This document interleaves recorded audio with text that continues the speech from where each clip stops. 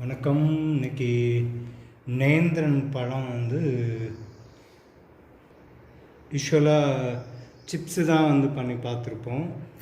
இது என்ன பண்ண போகிறோம் அப்படின்னாக்கா, ட்ரை ஃப்ரூட் இப்போ எப்படி உலர் பேரிச்சை, உலர் அத்திப்பழம், உலர் கிவி, இந்த மாதிரி பல பழங்கள் இது பண்ணுறோமோ, அது மாதிரி பார்த்திங்க அப்படின்னாக்கா நேந்திரன் வாழைப்பழம், நாட்டு நேந்திரன், இயற்கையாக விளைஞ்ச நாட்டு நேந்திரன் வாழைப்பழத்தை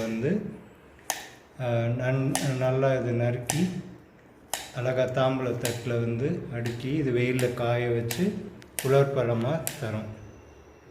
நன்றி. இயற்கையாக விளைஞ்ச நாளிப்புண் வாழையிலையும் பார்த்திங்கனாக்கா இந்த நல்லா விளைஞ்சு பழுத்த பழங்களை தோல் நீக்கிட்டு அதையும் அறுத்து தாம்பூலத்தட்டில் வரிசையாக அடுக்கி இதை